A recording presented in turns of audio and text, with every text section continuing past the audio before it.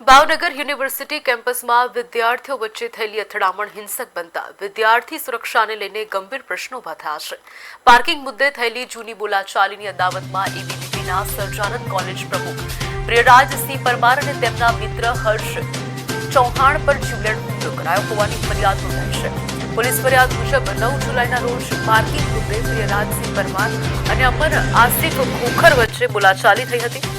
अदावत राखीने अमन खोखर, इम्तियाज काजी, अयान मजीद उछड़िया तथा अश्वत नाजिर हुसैन शेख सहित 4 થી વધુ શખ્સોએ છરી અને ધોકા જેવા હથિયારો વડે હુમલો કર્યો હોવાનું સામે આવ્યું છે।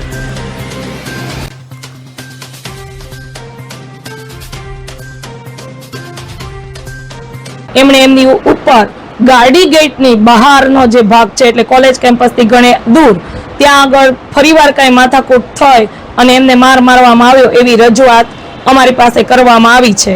એ અનુસંધાને આગલા દિવસે જ અમે એક વિદ્યાર્થી અને એના વાલીને અહીં બોલાવેલા હતા। ત્યારે આ જે ઘટનાગ્રસ્ત વિદ્યાર્થી છે એમના તરફથી અમારે સમાધાન થઈ ગયું છે એટલે હવે આગળ કાંઈ નહોતું કરવાનું, પણ ફરીવાર હુમલો થયો છે એટલે અમે તમને લેખિતમાં આપી જઈએ છીએ એવી વાત કરતા એમની તરફથી ગઈકાલે મેં એક પત્ર છે એપ્લિકેશન એ રિસીવ કરી છે ને એના અનુસંધાને આજે અમે એ જે કોઈ આરોપીઓ કહેવાતા છે એમને ત્રણેયને પત્ર લખી, કારણ કે 3 વિદ્યાર્થી અમારા છે, એક કોઈ અન્ય કોલેજનો કે બહારનો વિદ્યાર્થી છે એટલે એમને તાત્કાલિક એમના પેરેન્ટ સાથે ફોન નથી રિસીવ થતા એટલે પેરેન્ટ સાથે 17 તારીખે સવારે રૂબરૂ બોલાવવામાં આવ્યા છે।